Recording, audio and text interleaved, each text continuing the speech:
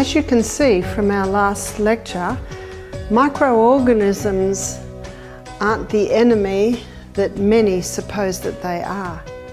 They are an integral part of life on planet Earth. They are an integral part of life in the human body. What we have to look at is why they are there if they are out of control. Because when we work with the human body, with its innate ability to heal itself, then we will begin to get results.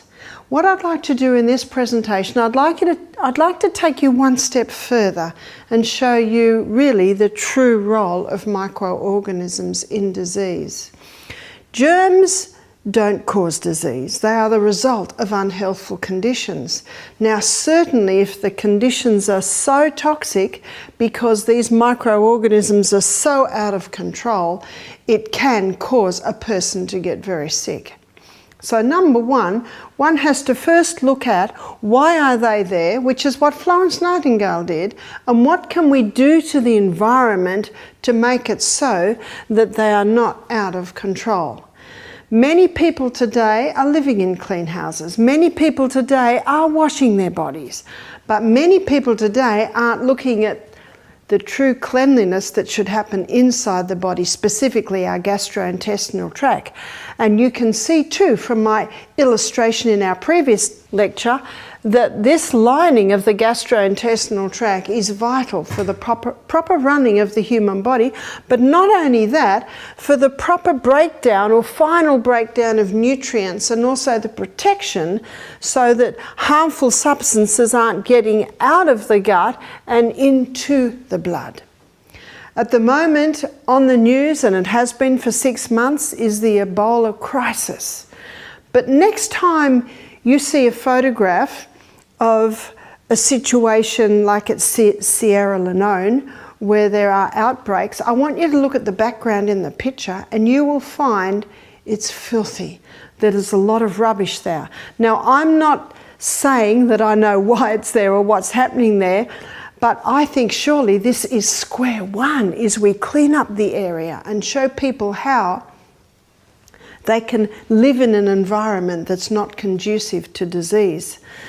I'm sure the Ebola breakout is more than just that, but I would suggest that it's the first step. One has to think, what would Florence Nightingale do in that environment? Exactly what she did in the hospital in Scutari. She would start to clean it up.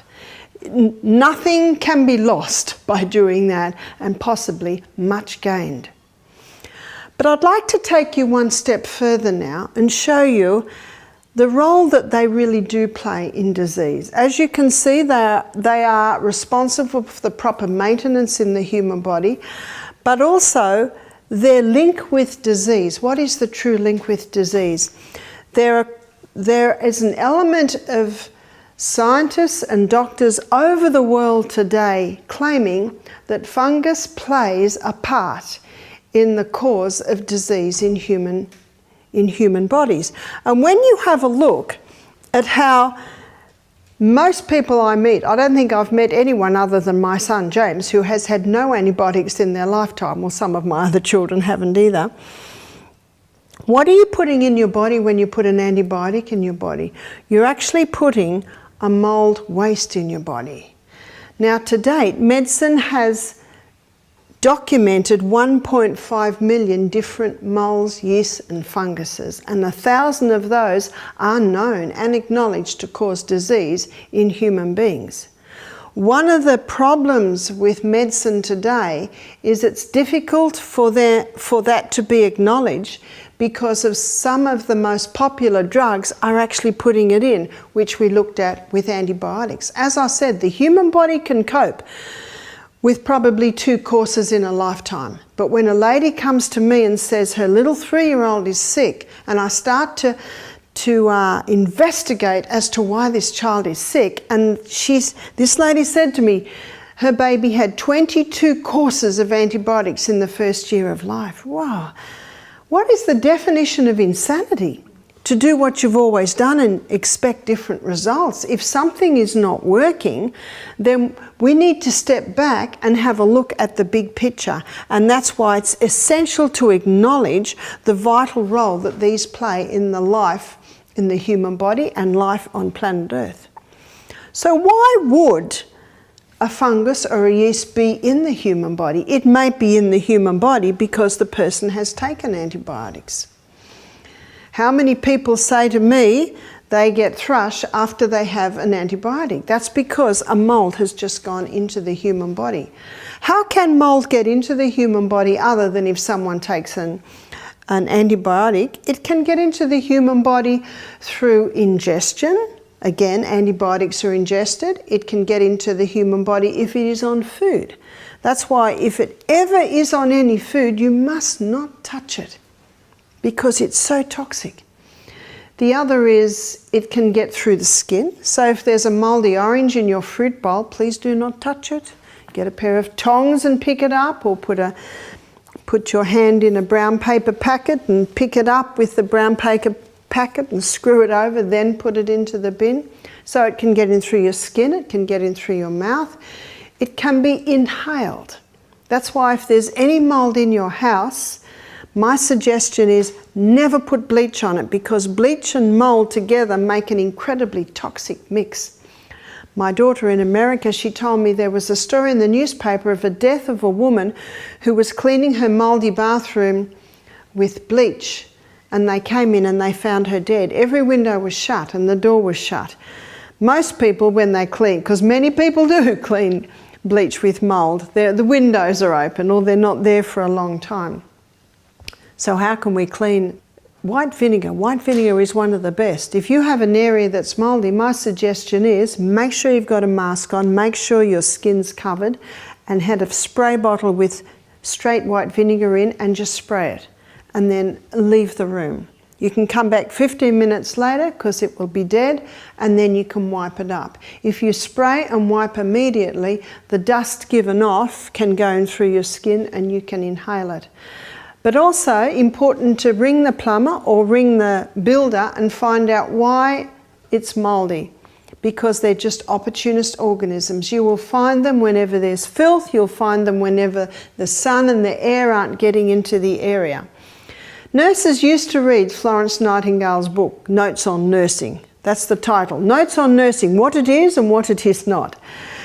And when you read her book, you think we should still be reading that book, because her cleanliness rules, some would say, were almost fanatical. She would never have agreed to carpet in a hospital. Carpet is often a breeding ground for germs. When I was nursing many, many years ago, the domestics were constantly mopping. You can mop wood, you can mop tiles, you can mop lino, but you cannot mop carpet. So I say if you like carpet in a room, it should be very short pile and it should be often vacuumed. You may have seen the SBS series a few years ago called Is Your House Killing You? Dr. Peter Dingle, a PhD from Perth, he majors in that series, and he has probably about 7 shows on those 2 DVDs of different homes where people were very sick, and in most of the cases it was a mould factor, and he'd get the team in, they'd find out why there was mould. In one house, every child's toy, every book in the bedroom, it had mould spores on it, and they found out there was a leaking tap underneath, something like that. So that's why the detective hat always has to be put on. That's why this resident Y should ever be here, because there should be no mould in your house. If you would like to even pursue this a little bit more, you can go to, I think it's Leviticus 13 in the Bible, where it says in there, if a house is mouldy, the house has to be pulled down. If the clothes are mouldy, the clothes have to be burnt. In the old King James Version, it's called leprosy. It says leprosy in the house, pull the house down. Leprosy in the clothes. In the new versions, it's called mildew. And then the same Hebrew word uses it for the skin. It's leprosy on the skin. But if they were accurately interpreting it, it would say mildew on the skin. In medicine, a mould is called myco, so mould waste is called a mycotoxin. And if you go to the medical dictionary, and look up the word myco, you'll find about 4 pages of the amount of diseases that have a prefix of myco. In other words, they have a mould factor in them and can be caused by that. One lady said, "Are you saying fungus causes all disease?" Well, it has an aspect in disease, and one has to ask why it is there. So if it is in the human body, is it there because gut protection is broken down? Is it there because the person is eating a lot of sugar? Is it there because they're having a lot of antibiotics? Is it there because they're breathing in a mouldy pillow? Is it there because they're a gardener constantly subjected to mould in the compost? You see, it's not as simple as that fungus causes disease. It certainly can be an element, and the detective hat has to be put on and asked, why are these things so? There are a few books, and I'd like to refer to those books now. This book is called Breast Cancer, Hope at Last, and it's written by the former head of the World Health Organization Department of Mycology, which is, of course, the Department of Fungus. And after 25 years of research, he put all his findings in a book. This book's called Breast Cancer, Hope at Last. And he has 2 other books. One's on prostate and one's called The Garden of Eden Diet. But what I'd like to just give you an illustration of now, I'd like to show you the amount of medical research he quotes. On this page here, there are 16 quoted research papers. In some of his books, he's quoting 30,000 research papers. Wow! So that much of the book is just the quoted research papers. There is another book, and this one's by an Italian oncologist. He's called Dr. Tullio Simoncini. And his book is called Cancer is a Fungus. There's another book, and it's by a Doug Kaufman. He's a medical journalist, and he writes with a Dr. Holland. This is an American man, and his book is called The Germ That Causes Cancer. This book's out of print at the moment.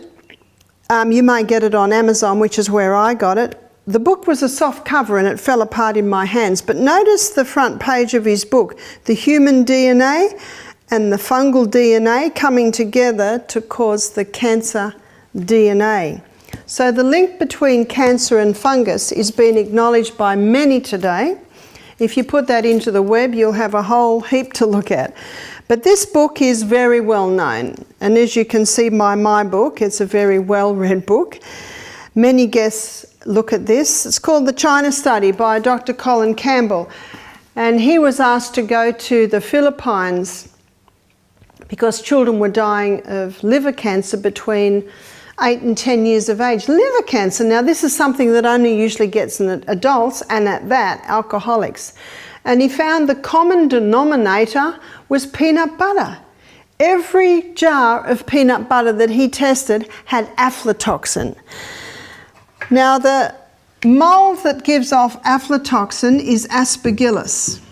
And Aspergillus can grow on grains. Peanuts are a common one. And the mold waste that is given off by Aspergillus is aflatoxin. Most people have heard of aflatoxin. Aflatoxin is the most carcinogenic substance that has ever been tested. And these children that were dying of liver cancer, he found that the aflatoxin was in every jar of peanut butter. He presumed that the poorer children would be dying and the wealthy children would not be dying. And he found the opposite was true. And this shocked him because he considered surely the wealthy children would be eating a better diet. But the wealthy children were eating what Time magazine called in one article they did, the meat sweet diet. In other words, high meat, high dairy, high sugar, high refined grains. Whereas the poorer children, they were eating a high vegetable diet, a little bit of soy, a little bit of fish, an unrefined diet. Colin Campbell scratched his head because in med school he was told the importance of dairy, the importance of meat, dairy for calcium, meat for proteins and ions. And yet what he was looking at is the poorer children were living and the wealthy children were dying, and the only difference was that diet. They were still having the peanut butter. So he looked a little bit further, and in one medical journal he saw an article on aflatoxin, on liver cancer, which immediately attracted him. And it was by an Indian doctor. And he had done research on rats. 20 rats, all injected with aflatoxin. Every researcher knows you inject aflatoxin, you create liver cancer. 10 rats, he gave a 20% animal protein diet. The other 10 rats, 5% animal protein diet. That's the only difference. He said 2 years rats live, and they test rats because rats have a very similar gastrointestinal tract to humans. And he found that at the end of their life, after 2 years, every rat on the 20% animal protein diet were either dead or dying of liver cancer. And he found every rat on the 5% animal protein diet was free of cancer. Never in research do you get 100% versus naught. He was shocked at this. He closed the study because he said this was against everything he'd been taught. Years later, he did his own research, and the book's called The China Study, because in China, I think it was in about the 60s, there's an emperor who got cancer, and he wanted to do research where he did maps on the parts of the country that had high cancer and low cancer rates. And the high cancer were always around the cities where they were eating the refined food, and the low cancer rates were always out in the country. That's why it's called the China Study. Years later, Colin Campbell did his own research, and he came up with the same results of this Indian doctor. But he did another aspect. He did 20% vegetable protein, but the rats did not get cancer. There was something in the animal protein that was triggering it. There are a few things actually. It creates an acid environment in the body, and cancer loves an acid environment. And one of those doctors, he was injecting sodium bicarbonate straight into the cancers. Cancer loves acid, and this sodium bicarbonate would cause a wave of alkalinity that the cancer could not survive in. Has he received a Nobel Prize? No, his qualifications have been taken away from him, I'm afraid, at this point.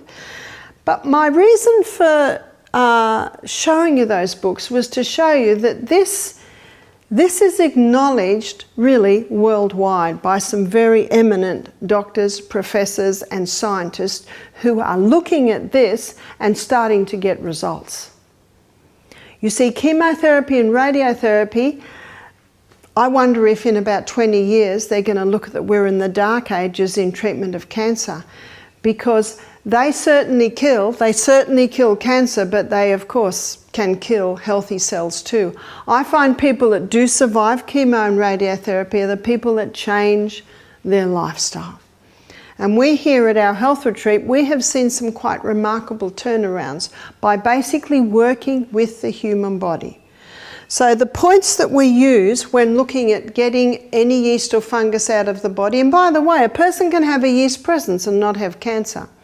Well, how would they know? The tongue. The tongue should be perfectly pink from the tip to the back. Now, if the white can be scraped off the tongue, that is waste. But if it cannot be scraped off the tongue, they are usually fungus buds. The human body is designed to heal itself. And it'll heal itself if you give it the right conditions. So what are the right conditions for eliminating a yeast presence out of the body? Where it be something as simple as psoriasis or eczema, which are commonly caused by a fungus, or whether it be athlete's foot, tinea, jock itch, anal itch, vaginal itch, or whether it be even more serious with cancer. Number one, starve. How do we starve the fungus? Well, it's very important to acknowledge its favourite food. Its favourite food is sugar. And just about everything that you buy in the supermarket has sugar. It also, of course, multiplies when it is exposed to yeast. So this is your Marmites, your Vegemites, your Promites, your yeast spreads, all your sugars, yeast spreads, and also grains. We totally drastically reduce grains because they can commonly be infected with aflatoxin. In Australia today, all grain is tested for aflatoxin. The grain we get is not totally free because otherwise then none would get through, but a small amount. And of course, if the gut's working well, a small amount can be handled. Also, the person must check their home that they're not constantly being reinfected by a mould presence in the home. Number 2, kill. The good news is that there are herbs that will kill fungus, kill mould, and will not kill you. One is garlic, it's well known. Another is olive leaf extract. Olive leaf extract contains a plant chemical called oleucin, and it is strong antifungal. One lady said, "Oh, I take a little bit of that every day." I said, "I would not advise you do that. That's like taking a little bit of antibiotic every day to prevent a cold." No, keep it for when you need it. Also, grapefruit seed extract. Grapefruit seed extract is a very strong antifungal, and if you do use it, my suggestion is only a few drops 3 times a day. You can buy it in a little container called Traveller's Friend. It's called Traveller's Friend because many people travel with it. They just put 1 drop, say, in a bottle of water, and it will kill off any bacteria or fungus that may be in there. Another one is Portiaco. It's a South American herb that is quite strong antifungal. When people are looking at eliminating yeast from the body, I say it's a good idea to work with a professional, a naturopath. But what I advise is maybe 2 weeks on this, 2 weeks on this, 2 weeks on this, 2 weeks on this. Body gets used to things, so it's good to alternate. Number 3, balance. Very important to bring back the balance in the gastrointestinal tract, and so that is taking a probiotic. When the antibiotic comes in, or the different drugs that kill off this, it's important to replace that gut flora. When you flood the gastrointestinal tract with the good guys, they bring the candida yeast back under control. So the balance is important. Number 4 is alkalize. Yeast and fungus love an acid environment, so it's very important to alkalize. I'm going to be doing a whole lecture on acid alkaline in this series, but very simply, the most alkalizing food you can take is your vegetables, and of the vegetable kingdom, it is the dark green leafies. That's why spirulina, wheatgrass, green barley, green smoothies, they're all very popular because they are very alkalizing in the body. So alkalize is important. And number 5 is ormis. This is orbitally rearranged monoatomic elements. It's a mineral supplement that produces minerals in a superconductive form.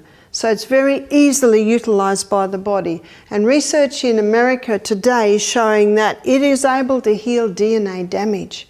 You can see by my last lecture, if we're not healing the DNA, it's quite possible that the rogue cells can continue to be made. We've seen many people conquer yeast presence in their body, even to the point of conquering cancer, by implementing this simple 5-step program. In conjunction with implementing the 8 laws of health, which is what we're going to be discussing this. Very important to have fresh air, a bit of sunshine every day. Don't take anything into the body that will harm it. Getting the proper rest. I will be defining the proper exercise. Proper diet, will be defining that.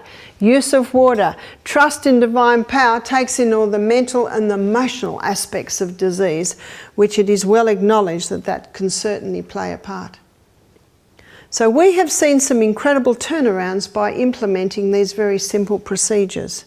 But probably the most powerful way to stimulate a healing response in the body initially is to stop eating. To stop eating, Yes, we need fuel. Yes, we need nourishment, which of course is what food gives us. But we also need to take time where we go on a short fast. And that's what we do at Misty Mountain Health Retreat. People come to our health retreat to have 2 days on juices. So when they go on juices for 2 days, we serve them mostly vegetable with a little bit of fruit juices about every 2 hours. So every 2 hours they have a fruit and vegetable juice, mostly vegetable. What's happening? Well, digestion is like an explosion on the human body. And an enormous amount of energy and blood is required to digest a meal. So when a person's not digesting, all that blood and energy starts to go round the rest of the body looking for something to do. It's been used for centuries in Europe as part of detox or cleanse or stimulating a powerful healing response in the body. It can be likened to what happens when you or I are on holiday at home. I don't know about you, but I go to the parts of my house that are bugging me. I get given a lot of information, papers come in, and they often tend to pile up. Every day we sweep the floor, we wash the dishes, we wash the clothes, we make the beds. So we do all our basic maintenance, but I'm talking about that extra stuff. Well, this is what happens when you stop eating. The body starts to go to other parts. And it'll be different in every single body. The body knows what to do, and this is part of the condition. As the body starts to bring about restoration, regeneration, it's got to clean house first. And so it starts to eliminate built-up waste. And as it does, it gets thrown off via 4 main organs of elimination. The largest organ of elimination is the skin. Very large surface area, and it's got lots of little holes called pores in it. Dr. Kellogg, very famous doctor from over 100 years ago, who wrote many, many books on health, he called the pores in the skin millions of little sewers. And of course, what are sewers? They're throwing off waste. So your skin has certain needs for it to be an effective organ of elimination. It needs to breathe. So allow your skin to breathe by being very mindful of the clothes that you put next to your skin. There are many natural fibres we would be aware of: cotton, silk, linen, wool, flax, hemp, bamboo. There's many natural fabrics today, but you might not be aware of 3 natural fabrics that are made from wood pulp. One is rayon, one is tencel, T-E-N-C-I-L, and the other is viscose. Viscose is very popular in many fabrics today. There's actually a 4th, and it's modal, M-O-D-A-L. It's the cellulose spun from the birch tree. So be very mindful that the clothes that are touching, especially your torso, be made out of natural fibre. The 3 to be cautious of are nylon, polyester and acrylic. Nylon, polyester and acrylic are 3 fabrics basically made out of plastic. And when they're on your skin and you get hot and those fabrics heat up, your skin can start to absorb the poisons from those fabrics. Also important to wash your body every single day, at least once. On very hot days, we are very hot as I speak. I know yesterday we're having a heat wave. I think I had 4 showers yesterday. And actually one of them was in the creek. So very important that the more perspiration that's coming off you, the more you wash. Very important to wash that waste away as it comes out of your skin. Also make sure that the clothes that are touching your torso are washed every day, especially when you're on a detox. So allow your skin to breathe. Water in and water out. Water in. Our body loses approximately about 2.5 litres of water every day. I think on days like today, the news said last night that In some places, I think out at Burka, it's 45 degrees, you know, it's very, very hot. So a lot more perspiring. We need to take a lot more water in. Even on days like that, up to 3 litres of water a day. Important to take it in little by little by little. So water out too. Wash that skin. I suggest when you're on a detox program, even to have at least 2 showers a day. The skin also needs you to exercise. When you exercise, you increase the circulation of the blood to the skin, and when the circulation of the blood to the skin is increased, more waste is thrown off via the skin. But before I move on from water, at Misty Mountain, we have steam baths. And these steam saunas down by the creek are happening every afternoon, and that really increases the body's ability to throw off waste. Under those conditions, up to 70% of body's waste can be eliminated via the skin. That's quite a phenomenal statement. What are the perfect conditions, really, that steam bath, where our guests get into the steam bath, they get very, very hot, then they dive in the cool creek, then back into the steam bath. They usually do it 3 times every evening. Exercise. What sort of exercise will increase the circulation of the blood to the skin? Anything that gets that heart moving and breathing increase. We should get to that every single day. And in a later lecture, I will define exercise in more detail. The second organ of elimination are the lungs. The lungs take in oxygen and breathe out carbon dioxide. Carbon dioxide is the gaseous waste created by the combustion of oxygen at the cellular level. So what your lungs need is fresh air, because the more oxygen that is taken into the lungs, the more carbon dioxide can be breathed out of the lungs. It's like a gaseous exchange in those little alveoli in the lungs. Your lungs also need you to exercise, because when you exercise, your breathing changes. Have you noticed?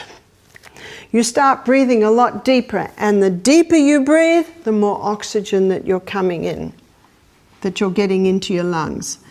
Your lungs also need water. On a cold winter morning, we can see each other's breath, can't we? Because of the moisture, the warm moisture that's coming out every exhalation. When we're dehydrated, the little bronchioles tend to shrink up to try and conserve water. So very important that you drink adequate water so that the lungs can expel their waste. Kidneys. The kidneys filter the blood. And they do it in quite a fascinating way. Let me illustrate. Our kidneys are made up of lots of little filtering units called nephrons, and our kidney is as big as our fist. So my 6'6" brother-in-law has a bigger fist than mine, and my little granddaughter Saffron Pearl, who is 3, she has a smaller fist than me. How important to teach children about the house they live in, which is this body. Surely the most neglected form of education. So our kidney is as big as our fist. It actually sits little below our ribs, and each kidney has 1 million filtering units. Let me draw one of the filtering units.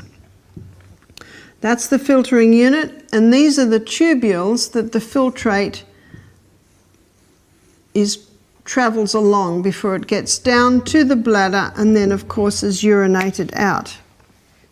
So the blood goes in, it weaves around the filtering units, and then it weaves around the tubules.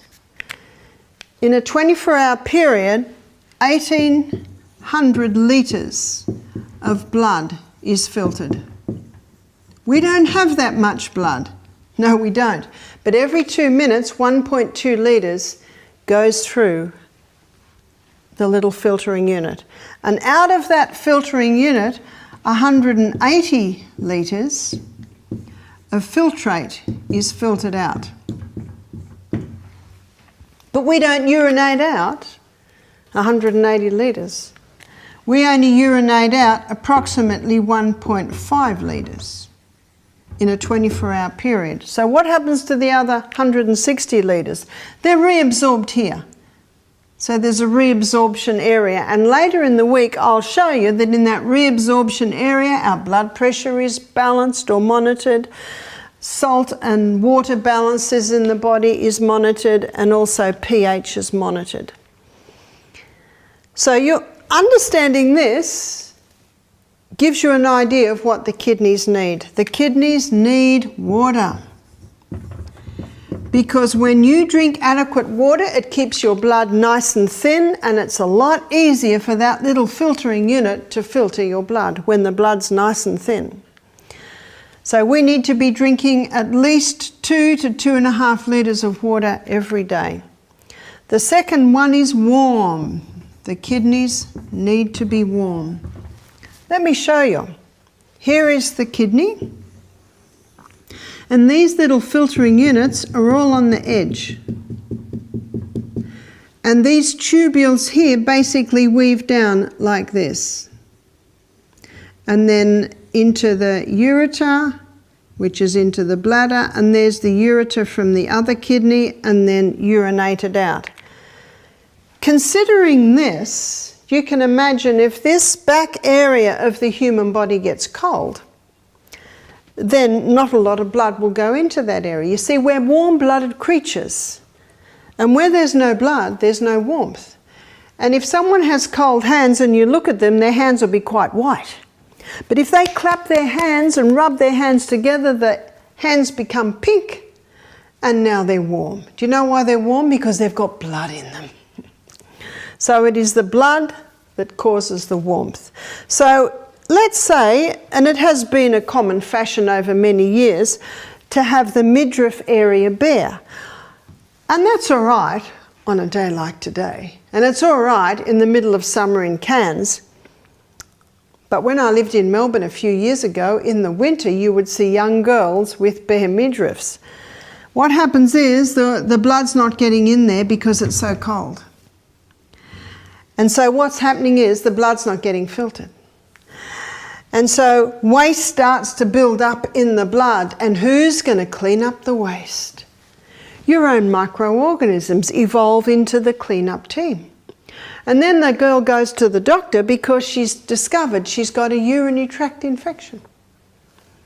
Hopefully that doctor says to her, how much water are you drinking? You've got to keep those kidney warms. Are you exercising? Have you stopped the coffee? Have you stopped the Coca-Cola? But I've got a friend, she's a doctor, and if she says that, you know what the girl will do? She'll get up, leave her surgery and find someone who'll just give her a course of antibiotics. No, she's got to keep those antibiotics when she really needs them. Urinary tract infections are quite easily fixed. You've got to look at what causes them, start to drink more water. But this is continuing. And so the brain says, the kidneys are having a problem. They're not able to filter the blood because they're so cold. Let's insulate the kidney. And what does the body insulate the kidneys with? Now remember, we don't have fur and we don't have feathers. We have fat. And so the fat cells are built up there to insulate the kidney. This is the belt. I think it's called muffin top. Do you find that today? Many young girls, they've got thin arms, thin legs, but they've got this weight around the torso area. And a lot of it has to do with the poor old kidneys are constantly cold. We had a girl work with us for a while who'd lived in Nepal for 2 years. She said, do you know the Nepalese women bind fur strips around their kidney area because they know the importance of keeping the kidneys warm. There's an old proverb, it's Proverbs 14 verse 6, it says, knowledge is easy to him that understands. And that's why I tell you this, because when you understand where the kidney is, how it works, you automatically have the knowledge on how to treat it and what to give it. So that will give you an understanding of why it is so important to keep the kidneys warm. Exercise. Often called the forgotten remedy, isn't it? Exercise is very important for the kidneys because when you exercise, you increase the circulation of the blood all through the body and absolutely to these little filtering units. So when you exercise, it enables the kidneys to filter the little units much more effectively. Exercise does something else too. See, every time you walk, just picture your kidneys. Every step that you take, your kidneys are being strengthened and toned to perform their work. The fourth organ of elimination is the colon. Only microscopic waste can come out via your skin, via your lungs, and via your kidneys. The largest pieces of waste is eliminated via the colon. And you may have noticed that the colon has a mind of its own. I have a book at home called The Second Brain. It's all on the colon. Have you noticed that when you tell it to stop, it won't? And when you tell it to go, it won't. It has a mind of its own. So the colon needs stimulation. It does not need irritation. It needs stimulation. So what stimulates the colon? Let's make a stimulation list. Well, the first point is laughter. No wonder the proverb says, "A merry heart doeth good like a medicine, but a broken spirit dries up the bones." Laughter relaxes the colon. Did you know that children laugh 125 times a day? So should we. Laughter is very good medicine, and it's very good for the colon. What else stimulates the colon is water. One of the main functions of the colon is to take water out so stools are formed so that the contents can be passed with ease. So when someone is dehydrated, usually more water gets taken out of the colon than should be taken out of the colon. Then you've got cement, rabbit pellets. So very important that you be drinking adequate water so that that colon functions properly. What also stimulates the colon is exercise. When you exercise, you increase blood supply to the colon, and the blood supply to the colon is massive. But something else is also happening when you exercise. Your movement of your torso. Every step that you take, your colon is moving. So exercise is vital for the proper functioning of the colon. Fibre. Fibre gently sweeps the colon. Fibre does two things. It gently sweeps the colon and it stimulates movement through the colon. It is important that the peristalsis in the colon be moving ever forward, ever forward. So fibre does two vital things. It sweeps the colon, and our colon basically is like this. It's got lots of little grooves in there. There's the appendix, there's the small intestine, and here's the colon here. And that's where everything comes out. And because of all these little corners and grooves, it's vital that fibre be a main part of the food so that that gets swept every day. And again, the fibre stimulates the movement through the colon. That's the appendix. By the way, did you know that it's a very important part of the body? What's the appendix for? Some people think that it's not necessary, and sadly, in times past, surgeons would chop it out. One lady said, "I had my ovary removed, and while the surgeon was there, he took the appendix." That makes no sense at all. Let's just cut the foot off in case it gets sick. No, we need these body types, these body parts. The appendix has two main functions. It's called the colon's oil can because it releases a lubricant to allow the contents to get through the colon effectively, and it also releases antibacterial fluid. For some people who are on a high animal, high refined, high sugar diet, what's coming out of that small intestine is pretty toxic. And so the appendix releases antibacterial fluid to try and calm it down a bit. So appendix very important. Let's go back to the colon and the importance of fibre. At Misty Mountain Health Retreat, for the first 2 days on juices, we don't serve fibre. Obviously, they're on juices. So we offer herbs. And these herbs that we offer gently stimulate the peristalsis in the colon. So it's important that that move every day. Dr. Kellogg said 3 intakes of food a day should equal 3 evacuations of food a day. Now, or evacuations a day. Most people are surprised to hear that, because most Aussies think if they go once a day, they're going well. Well, that would only be applicable if they ate 1 meal a day, and I don't know anyone that does that. Actually, I have met people who eat 1 meal a day. It starts in the morning and it doesn't stop till they go to bed. No, that's not counted. We should be having, and I'll show you this in a later lecture, we should be having a meal, then we should be having a nice 5-hour break ideally, and then we should be having another meal. That's what the stomach and the colon loves. We are creatures of habit, and the colon loves you to be in a habit. It likes you to eat at the same time every day, drink at the same time every day, go to bed at the same time every day, get up at the same time every day. Now obviously there are times when we can't always do that, and the colon can cope with that. But how many people when they travel say their colon stops because what's happened? They've been thrown out of their usual habit times. The colon loves it when you have breakfast at 7 o'clock or 7:30 or 8 every day. What it doesn't like is 5 o'clock one day, 10 o'clock another, 8 o'clock another, 1 o'clock another. It doesn't like that. It can cope with the odd day. In a couple of weeks I'm travelling to America, so everything's going to be thrown out. It can cope with that.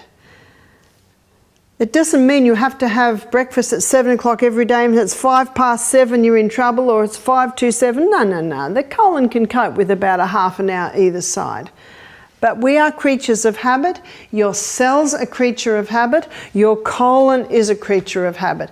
And the good thing about giving your body times where you do the same things at the same time every day is you can predict. You can predict when the colon is going to decide to evacuate, and that's very handy. Because it's not handy when we're on a plane and we're about to land and we need to go. And at that time, we are very thankful for our anal sphincter because it will hold.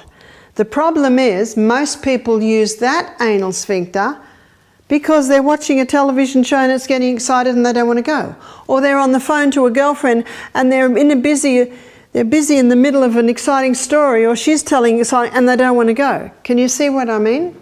Many people use this, what we're very glad of, the anal sphincter holding, when the rest of our body wants to go. We're very glad of that. But many people use it too often. And then the colon gets into a habit. And I think most people know that the person feels to go, but they don't go because they're in the middle of an interesting game or show. And then when it all finishes, they go and they can't go. Because when you feel to go, this area of the colon fills up, and that's the pressure on the anal sphincter.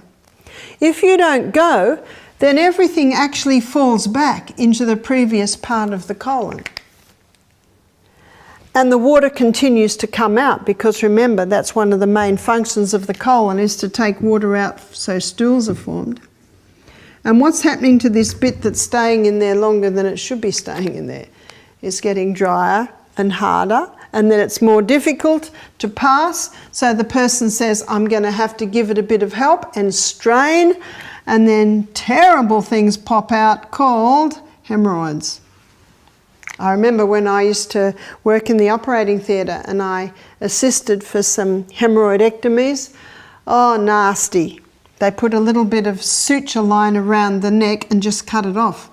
I always used to think, oh dear, that's going to feel terrible when they wake up. Well, nothing compared to how they're going to feel when they pass their first bowel motion. And usually painkillers are given.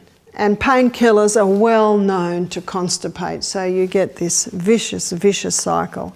So remember, prevention is worth an ounce of prevention is worth a pound of cure. We should change that, because we're into kilos now. But this is prevention. Very important to prevent any problems in the gastrointestinal tract, especially at the bottom end. It should be running very nicely and very smoothly, and then that makes for a very happy human being. Remember, important part of the colon, if the sewage system isn't working well, nothing works well. Just remember this, that when you feel to go, promptly answer nature's immediate call. Got that? We need to promptly answer nature's immediate call, because your body panics if you don't. Very important to do that. It's an important part of making sure the colon works well and getting into the habit of listening. Have you ever been to a doctor who won't listen to you? It's very frustrating, isn't it? Don't be that doctor. When your body speaks, you need to listen. One lady said to me, I'm a businesswoman, people ring me and they pay $300 an hour to talk to me. She said, if I need to go, I say, excuse me, a crisis has arisen, I'll ring you back. Really, that's how we ought to see it. And remember, it's not the odd day that the plane's landing and you can't go. It's not the odd day you do it, and it's the odd day you don't. It's actually what you do every day that develops the habit patterns of your cells. If you have a look at most babies and children, they evacuate after every meal. Then they go to school and they don't want to, they're too embarrassed to leave the classroom, or they're not allowed to leave the classroom. And that's really when the habit patterns begin. But the good news is we're constantly being remade, and you can change those habit patterns. On my last lecture, I'm going to show you how you can rewire your brain. And you rewire your brain, you can also rewire your colon. As I said to you, only microscopic waste can come out of the skin, lungs and kidneys. It's the largest pieces of waste that is eliminated via the colon. In my next lecture, I'm going to be discussing your project manager, which is your liver, and your liver is the organ that is orchestrating where the waste comes out. But before we end this presentation, there's one more tiny little member. It's called the tongue. And it is also an organ of elimination. And on a detox program, it's not unusual for people to wake up with tongues that feel terrible. That's because the waste is coming out. And there's a very simple thing that you can do to help that waste come out and be eliminated. It's called oil pulling. Oil pulling has been known for centuries all through Europe. I myself have only known about it for about 10 years. What is oil pulling? It's putting a spoonful, if you're not used to it, start with a teaspoon, putting a small spoonful of oil, I prefer coconut oil, in the mouth, and then swishing. So swish, swish, swish all around the mouth, and you may do it for 10 minutes. You might swish for 30 seconds and rest for 30 seconds, something like that. Now, at the moment, our coconut oil is clear because it is so hot. In the winter, it's solid, then it's quite white. But when it is liquid, it is clear. And I say to our guests, when you spit the coconut oil out on the grass, please not down the sink because it could go solid and clog up our drains. Spit it out on the grass. As you spit it out, you will see it is no longer clear. It is white, indicating the change that has taken place as the waste is pulled out of your tongue, as the waste is pulled out of the glands under your tongue, as the waste is pulled out of the blood vessels under your tongue, and this is everything that oil pulling does. So it's called oil pulling because you're using oil, and as you swish, it pulls out waste from your tongue and from under your tongue. I've also known people to conquer gingivitis, that's sore gums, bleeding gums, by oil pulling every day. I suggest that our guests on the detox program oil pull maybe about 3 times a day, especially on the juicing days. You get better at it. One lady said she started to oil pull and after a minute she couldn't bear it anymore. I said, that's all right, spit it out. Next time you do it, if you go 1.5 minutes, you'll be doing well. I'm so used to it now. I oil pull every morning. I need to do this little detox because I travel such a lot and I'm in planes such a lot, and I find it a very effective way at doing a very simple and a very easy detox. Some people prefer olive oil, some people prefer sesame oil. Myself, I prefer coconut oil. One of the reasons I like coconut oil is because underneath the tongue there are sublingual glands which release lingual lipase. And when that lingual lipase connects with the coconut oil, it causes a release of antibacterial properties. So that's another reason why your coconut oil is so good at the oil pulling. So be mindful of your organs of elimination. Give them the right conditions so that they can effectively detoxify you, for we are all subject to environmental poisons. And in my next lecture, we're going to be looking at the project manager, which is your liver.